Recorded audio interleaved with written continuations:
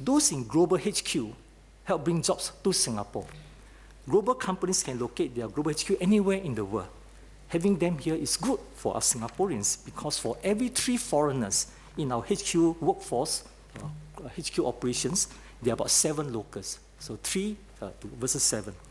They also give Singaporeans more opportunities to be exposed to new job functions, international working environment, and global best practices. Now, those in info communication, they help to bring technical skills to Singapore. There are about more than 100 skill clusters that can be found in Singapore, in the infocom industry in Singapore. And foreigners, they are stronger in some of these skill clusters than our local, and likewise, our locals are stronger in some of the skill clusters compared to the foreigners. So therefore, together, they make us more globally competitive. So on the whole, most of the foreigners working in Singapore do complement our local workforce rather than substitute our local. Why then this persistent view that foreigners are here to take away our jobs? I believe one reason is pockets of concentration, because in some companies, some segment of industries, some locations, the employers have not given fair consideration to the recruitment and the development of our local manpower. What they've done is wrong, so we're taking action against them, subject them to closer scrutiny. Last year, I announced the implementation of a FCF, Fair Consideration Framework Watch List. Mr. Patrick Tay, Jessica Tan, Bel Chuan, and Associate Professor Faisal Ibrahim asked for an update of the FCF watch list. Madam, started with 100 companies, the list has grown to 250 as the end of last month. They come from various industries, information and communication technology, professional services, financial and insurance activities, among others. Once placed on the FCF watch list, TAFED guide them to improve their employment practices over a period of 6 months. Some have responded positively. They step up local recruitment with the help of WIG and NTUC E2I. They collaborate with IHL on the recruitment of new graduates. They put in place in-house program to groom our local talents, and they facilitate know-how transfers to our locals. Collectively, these firms hire 800 more Singaporeans PMEs since being placed on our watch list. Now, if they continue to improve and adopt fair and progressive practices, they can progressively be removed from the watch list. However, about 50 of them have not been receptive or uncooperative or cooperative. We have not seen enough improvement after 6 months of engagement with them. Mr. Satyendin Supa suggests that TAFED be given more teeth. Indeed, we are. So at the recommendation of TAFED, more than 500 EP applications from these employers, from these 50 employers, have been rejected by the MOM or withdrawn by the companies. We'll continue to curtail their work pass privileges until they improve. Madam, Fair Consideration Framework Watch List is a negative measure taken against unfair employers who are just a small minority of firms in Singapore. I want to emphasize that a vast majority of the employers are treating our locals fairly. We hope our action against these unfair employers will help reshape the local foreign mindset for the better. From one of 2/3 versus 1/3, working together towards one of a 2/3 and 1/3. As we move into our future economy, in fact, we need to go another step further, not just 2/3 versus 1/3 to 2/3 and 1/3, but towards a mindset of 2/3 plus 1/3 can be bigger than 1. This will take time, so we're starting small with a select group of employers and their employees. Last month, we launched the Human Capital Partnership Program with 74 employers, employing about 100,000 Singaporeans.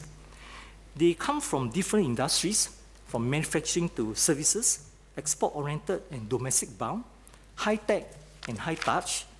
They also belong to different types of enterprises, local enterprises and MNCs, GLC, SMEs, business enterprises, and social enterprises. They are very different enterprises, but they all share the 3 same commitments. So Mr. Chong Ki-Hyong asked, what are the criteria?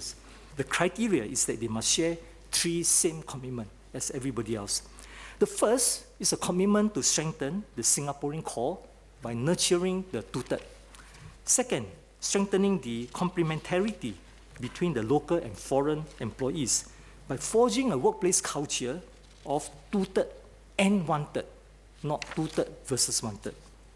And thirdly, strengthen know-how transfer, adopting the mindset of two-third plus one-third can be greater than one, to groom our promising local executives into regional and global executives, or what I call the local talents for short. And this can be supported under the Skill Future Leadership Development Initiatives, I think a point made by Mr. Lau. One example of the HCP is applied materials. Yvonne Lee joined the companies 8 years ago. She and our local pioneer team learned from 4 foreign experts, and they were also sent overseas for training exposure. Today, in what is traditionally a male-dominated environment, Yvonne is now a senior manufacturing director, leading a team of more than 300. They are based in Singapore and Austin, Texas. So the development of local talents has made Singapore facility the global facility for a major series of equipment in applied materials. Madam, to facilitate the growth of progressive employers in Singapore, will provide our HCP partners with fast lane access to our development schemes and services, from Transform and Grow to Adapt and Grow and Skill Future, from Earn and Learn all the way to leadership development. They also have a hotline access to MOM. Now, with the Fair Consideration Framework watch list and HCP now in place, henceforth, we'll adopt a differentiated approach in our engagement of companies. Fast lane for the HCP, who are progressive employers with the mindset of two-third plus one-third can be greater than one. Normal lane for the majority, who are fair employers with the mindset of two-third and one-third. And the slow lane for the FCF watchlist companies.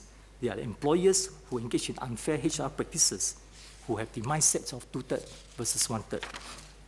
This will send a clear message to all employers that foreign manpower is and will always be an integral part of our Singapore workforce. However, we do expect and require all employers to give fair consideration to the recruitment and development of our local manpower. This is not only the right thing to do for our people, but also the right thing to do for businesses, I think for both to grow better in the future economy. Madam, last but not least, the fourth key we need to have for a better future is a key of fair and progressive workplaces for all workers. Over the years, we've made major changes to our labor law to cover more workers.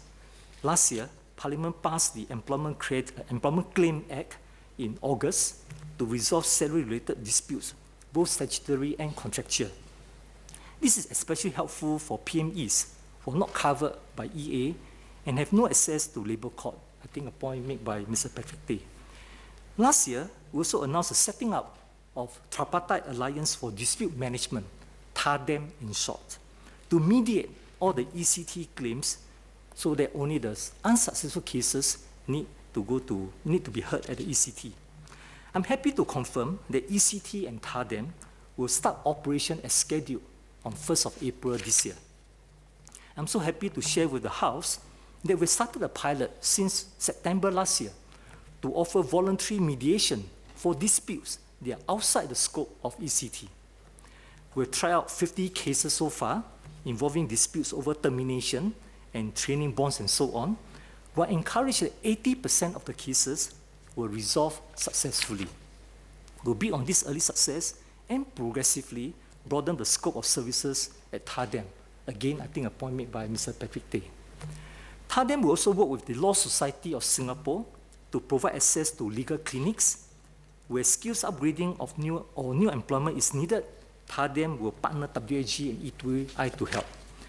Now, for those who require help with financial and social emotional issues, TADEM will link them up with social services officers and family service centers, respectively. They can also find out more about services provided by the unions at TADEM. Last but not least, TADEM will also operate a short-term relief fund to provide quick relief to local low-wage workers who are owned salary by employers in financial difficulties or business failure.